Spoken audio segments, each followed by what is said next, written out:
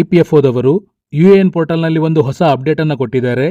ಇದರ ಬಗ್ಗೆ ಮಾಹಿತಿಯನ್ನು ಇವತ್ತಿನ ವಿಡಿಯೋದಲ್ಲಿ ನೋಡ್ಬೋದು. ನೀವು ಯಾವುದಾದ್ರೂ ಕಂಪನಿಯಲ್ಲಿ ಕೆಲಸಕ್ಕೆ ಜಾಯಿನ್ ಆಗುವಾಗ ನಿಮಗೆ ಅಲ್ಲಿ ಒಂದು ಮೆಂಬರ್ ಐಡಿಯನ್ನು ಕ್ರಿಯೇಟ್ ಮಾಡ್ತಾರೆ. ಅಂದರೆ PF ಅಕೌಂಟನ್ನು ಕ್ರಿಯೇಟ್ ಮಾಡಿ ಅದಕ್ಕೆ ಪ್ರತಿ ತಿಂಗಳು ಎಂಪ್ಲಾಯಿ ಶೇರ್ ಮತ್ತು ಎಂಪ್ಲಾಯರ್ ಶೇರ್ ಅಮೌಂಟನ್ನು ಹಾಕ್ತಾರೆ. ನೀವು ಎಷ್ಟು ಕಂಪನಿಗೆ ಜಾಯಿನ್ ಆಗ್ತೀರಾ ಅಲ್ಲಿ ಅಷ್ಟು PF ಅಕೌಂಟನ್ನು ಕ್ರಿಯೇಟ್ ಮಾಡ್ತಾರೆ. ಅಂದರೆ UN ನಂಬರ್ ಸೇಮ್ ಇರುತ್ತೆ. ಎಷ್ಟು ಕಂಪನಿಗೆ ಜಾಯಿನ್ ಆಗ್ತೀರಾ ಅಷ್ಟು ಮೆಂಬರ್ ಐಡಿ ಕ್ರಿಯೇಟ್ ಆಗುತ್ತೆ. ಉದಾಹರಣೆಗೆ ನೀವು 5 ಕಂಪನಿಯಲ್ಲಿ ವರ್ಕ್ ಮಾಡಿದರೆ ನಿಮ್ಮ UN ಅಕೌಂಟ್ನಲ್ಲಿ 5 PF ಅಕೌಂಟ್ ಲಿಂಕ್ ಆಗಿರುತ್ತೆ. ಈ ರೀತಿ ನೀವು ಎಷ್ಟು ಕಂಪನಿಯಲ್ಲಿ ವರ್ಕ್ ಮಾಡ್ತೀರಾ ಅಷ್ಟು PF ಅಕೌಂಟನ್ನು ಕ್ರಿಯೇಟ್ ಮಾಡ್ತಾರೆ. ಕೆಲವೊಮ್ಮೆ ಏನಾಗ್ತದೆ ಅಂದರೆ ಒಬ್ಬರಿಗೆ ಒಂದು ಕಂಪನಿಯಲ್ಲಿ ಜಾಯಿನ್ ಆಗೋಕ್ಕೆ ಅವರಿಗೆ ಅಪಾಯಿಂಟ್ಮೆಂಟ್ ಲೆಟರ್ ಅಥವಾ ಜಾಯ್ನಿಂಗ್ ಲೆಟರ್ ಕೊಟ್ಟಿರ್ತಾರೆ. ಆದರೆ ಅವರು ಆ ಕಂಪನಿಯಲ್ಲಿ ಜಾಯಿನ್ ಆಗದೇ ಇರ್ಬೋದು. ಅವರು ಜಾಯಿನ್ ಆಗದೇ ಇದ್ರೇನು ಆ ಕಂಪನಿಯಲ್ಲಿ ಅವರಿಗೆ ಮೆಂಬರ್ ಐಡಿ ಅಂದರೆ PF ಅಕೌಂಟ್ ಕ್ರಿಯೇಟ್ ಮಾಡಿರ್ತಾರೆ. ಇನ್ನು ಕೆಲವೊಮ್ಮೆ ಏನಾಗ್ತದೆ ಅಂದರೆ ಅವರು ಆ ಕಂಪನಿಯಲ್ಲಿ ವರ್ಕ್ ಮಾಡಿರೋದೇ ಇಲ್ಲ, ಆದರೂ ಅವರಿಗೆ ಆ ಕಂಪನಿಯಲ್ಲಿ PF ಅಕೌಂಟನ್ನು ಕ್ರಿಯೇಟ್ ಮಾಡಿರ್ತಾರೆ. ಈ ರೀತಿ ಕ್ರಿಯೇಟ್ ಮಾಡಿರೋ PF ಅಕೌಂಟಿಂದ ಅವರಿಗೇನು ಪ್ರಯೋಜನವೇ ಇರಲ್ಲ. ಇದರಿಂದ ಫ್ಯೂಚರ್ನಲ್ಲಿ ನೀವು ಕಂಪ್ಲೀಟ್ PF ಹಣ ಅಥವಾ ಪೆನ್ಷನ್ ಅಮೌಂಟನ್ನು ವಿತ್ಡ್ರಾ ಮಾಡೋ ಸಮಯದಲ್ಲಿ ಕೆಲವೊಮ್ಮೆ ಇದರಿಂದ ಸಮಸ್ಯೆಗಳಿಗೆ ಕಾರಣವಾಗ್ಬೋದು. ಫ್ಯೂಚರ್ನಲ್ಲಿ ಯಾಕೆ ಸಮಸ್ಯೆ ಆಗುತ್ತೆ ಅಂದರೆ ಈ ರೀತಿ ಗೊತ್ತಿಲ್ಲದೆ ಇರೋ PF ಅಕೌಂಟ್ನಲ್ಲಿ ಡೇಟ್ ಆಫ್ ಜಾಯ್ನಿಂಗ್ ಅಥವಾ ಡೇಟ್ ಆಫ್ ಎಕ್ಸಿಟ್ ಇದು ಕರೆಕ್ಟಾಗಿ ಮೆನ್ಷನ್ ಆಗಿರದಿದ್ದರೆ ತೊಂದರೆ ಉಂಟಾಗ್ಬೋದು. ಈ ರೀತಿ ತೊಂದರೆ ಆದರೆ ಅದನ್ನು ಸಾಲ್ವ್ ಮಾಡೋಕೆ ಅಂತ ಹೇಳಿನೇ UN ಪೋರ್ಟಲ್ನಲ್ಲಿ ಡಿ-ಲಿಂಕ್ ಅನ್ನೋ ಒಂದು ಹೊಸ ಆಪ್ಷನನ್ನು ಕೊಟ್ಟಿದ್ದಾರೆ. ಈ ಡಿ-ಲಿಂಕ್ ಅನ್ನೋ ಆಪ್ಷನನ್ನು ಯೂಸ್ ಮಾಡಿ ನಿಮಗೆ ಗೊತ್ತಿಲ್ಲದೆ ಕ್ರಿಯೇಟ್ ಆಗಿರೋ PF ಅಕೌಂಟನ್ನು ಅಂದರೆ ಏನು ಯೂಸ್ ಇಲ್ಲದಿರೋ PF ಅಕೌಂಟನ್ನು ನಿಮ್ಮ UN ಅಕೌಂಟ್ನಿಂದ ಡಿ-ಲಿಂಕ್ ಮಾಡ್ಬೋದು. ಅಂದರೆ UN ಅಕೌಂಟಿಂದ ಅದನ್ನು ರಿಮೂವ್ ಮಾಡ್ಬೋದು.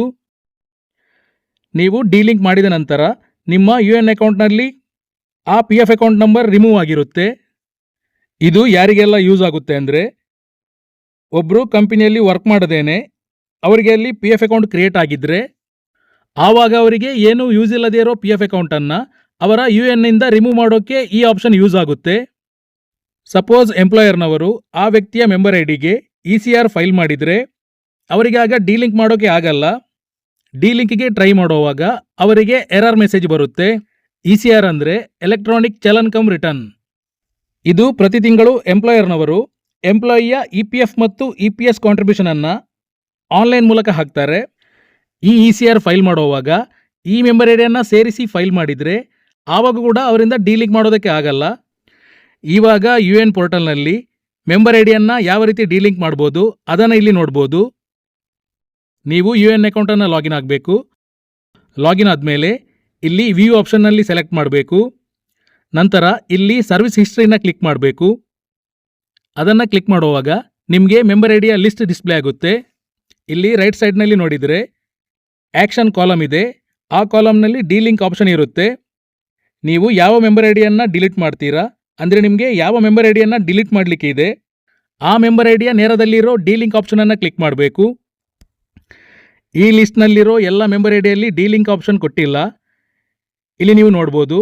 ಇದರಲ್ಲಿ ಯಾಕೆ ಇಲ್ಲ ಅಂದರೆ UN ಕ್ರಿಯೇಟ್ ಆದಮೇಲೆ ಸ್ಟಾರ್ಟಿಂಗ್ ಕ್ರಿಯೇಟ್ ಆಗಿರೋ ಮೆಂಬರ್ ಐಡಿಯಲ್ಲಿ ಡಿ-ಲಿಂಕ್ ಆಪ್ಷನ್ ಇರೋದಿಲ್ಲ.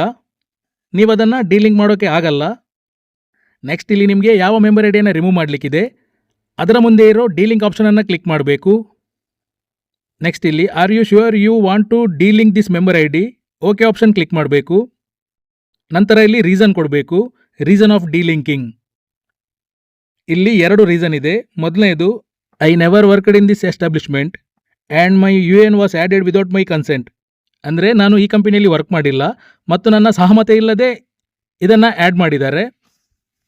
ನೆಕ್ಸ್ಟ್ 2ನೇ ರೀಸನ್ನಲ್ಲಿ establishment offered the employment but I had not joined. ಅಂದರೆ ಕಂಪನಿ ನನಗೆ ಆಫರ್ ಕೊಟ್ಟಿತ್ತು ಆದರೆ ನಾನು ಜಾಯ್ನ್ ಆಗಿಲ್ಲ. ಇದರಲ್ಲಿ ನಿಮಗೆ ಯಾವ ರೀಸನ್ ಸೂಟ್ ಆಗುತ್ತೆ ಅದನ್ನು ಸೆಲೆಕ್ಟ್ ಮಾಡಬೇಕು. ನಂತರ ಇಲ್ಲಿ ಐ ಹಿಯರ್ ಬೈ ಡಿಕ್ಲೇರ್ ಇಲ್ಲಿ 2 ಬಾಕ್ಸ್ನ ಟಿಕ್ ಮಾಡಬೇಕು. ನಂತರ ಗೆಟ್ OTP ಆಪ್ಷನನ್ನು ಕ್ಲಿಕ್ ಮಾಡಬೇಕು. ನಿಮ್ಮ ಆಧಾರ್ಗೆ ಲಿಂಕ್ ಆಗಿರೋ ಮೊಬೈಲ್ ನಂಬರ್ಗೆ OTP ಬರುತ್ತೆ. ಅದನ್ನು ಇಲ್ಲಿ ಎಂಟರ್ ಮಾಡಬೇಕು. ನಂತರ ಸಬ್ಮಿಟ್ ಆಪ್ಷನ್ ಕ್ಲಿಕ್ ಮಾಡಬೇಕು. ಇಲ್ಲಿ ಒಂದು ನೋಟಿಫಿಕೇಶನ್ ಮೆಸೇಜ್ ಇದೆ. Contribution is available against member ID D-link is not allowed. ಅಂದರೆ ಇಲ್ಲಿ EPFನವರು ಅಪ್ಡೇಟ್ ಏನೋ ಕೊಟ್ಟಿದ್ದಾರೆ, ಆದರೆ ಇಲ್ಲಿ ಒಂದು ಸಮಸ್ಯೆ ಆಗಿದೆ. EPFದವರು ಹೇಳಿದ್ದಾರೆ ಅಂದರೆ ಯಾವ ಅಕೌಂಟ್ ಡಿ-ಲಿಂಕ್ ಮಾಡ್ತಿದ್ದೀರಾ ಅದರಲ್ಲಿ ಕಾಂಟ್ರಿಬ್ಯೂಷನ್ ಜಮಾ ಆಗಿದೆ, ಅದನ್ನು ಡಿ-ಲಿಂಕ್ ಮಾಡೋಕ್ಕೆ ಆಗಲ್ಲ. ಈ PF ಮೆಂಬರ್ ಐಡಿಯಲ್ಲಿ ಕಾಂಟ್ರಿಬ್ಯೂಷನ್ ಆ್ಯಡ್ ಆಗಿದೆ, ಆದ್ದರಿಂದ ಇದನ್ನು ಡಿಲಿಂಕ್ ಮಾಡೋಕ್ಕೆ ಆಗಿಲ್ಲ. ನೀವು PF ಕಾಂಟ್ರಿಬ್ಯೂಷನ್ ಆ್ಯಡ್ ಆಗದೇ ಇರೋ ಮೆಂಬರ್ ಐಡಿಯನ್ನು ಮಾತ್ರ ಡಿಲಿಂಕ್ ಮಾಡ್ಬೋದು. ಕಂಪನಿಯವರು ₹100 ಹಾಕಿದ್ರು, ನಿಮ್ಮ PF ಅಕೌಂಟ್ಗೆ 10 ಅಥವಾ ₹100 ಹಾಕಿದ್ರು, ಅದನ್ನು ಡಿಲಿಂಕ್ ಮಾಡೋಕ್ಕಾಗಲ್ಲ. ಅಂದರೆ ನಿಮ್ಮ ಮೆಂಬರ್ ಐಡಿಯಲ್ಲಿ 0 ಕಾಂಟ್ರಿಬ್ಯೂಷನ್ ಇದ್ದರೆ ಮಾತ್ರ ನೀವು ಅದನ್ನು ಡಿಲಿಂಕ್ ಮಾಡ್ಬೋದು. ಆ್ಯಕ್ಚುಲಿ EPFOದವರು ಕಾಂಟ್ರಿಬ್ಯೂಷನ್ ಇದ್ದರೂ ಅದನ್ನು ಡಿಲಿಂಕ್ ಮಾಡೋಕ್ಕೆ ಆಪ್ಷನ್ ಕೊಡಬೇಕಾಗಿತ್ತು. ಈ ರೀತಿ ಅಪ್ಡೇಟ್ ಕೊಟ್ಟರೆ ಎಲ್ಲ PF ಮೆಂಬರ್ಸ್ಗೆ ಪ್ರಯೋಜನ ಇಲ್ಲ. ಅಂದರೆ ಕೆಲವರು ಕಂಪನಿಯಲ್ಲಿ ವರ್ಕ್ ಮಾಡದೇ ಇದ್ದರೂ ಅವರಿಗೆ ಕಾಂಟ್ರಿಬ್ಯೂಷನ್ ಆ್ಯಡ್ ಆಗಿದ್ದರೆ ಅವರಿಗೆ ಈ ಅಪ್ಡೇಟ್ನಿಂದ ಏನೂ ಪ್ರಯೋಜನ ಇಲ್ಲ. ಮುಂದಿನ ದಿನಗಳಲ್ಲಾದರೂ EPFOದವರು ಈಗ ಕೊಟ್ಟಿರೋ ಅಪ್ಡೇಟ್ನಲ್ಲಿ ಇನ್ನೂ ಸ್ವಲ್ಪ ಸುಧಾರಿಸಿದರೆ ತುಂಬಾ ಹೆಲ್ಪ್ ಆಗುತ್ತೆ.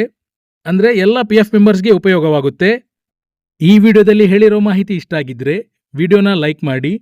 ಚಾನಲ್ಗೆ ಹೊಸಬರಾಗಿದ್ದರೆ ಅಥವಾ ವಿಡಿಯೋ ನೋಡ್ತಾ ಇದ್ದು ನೀವಿನ್ನೂ ನಮ್ಮ ಚಾನಲ್ನ ಸಬ್ಸ್ಕ್ರೈಬ್ ಮಾಡಿಲ್ಲ ಅಂದರೆ ಈಗಲೇ ಚಾನಲ್ನ ಸಬ್ಸ್ಕ್ರೈಬ್ ಮಾಡಿ.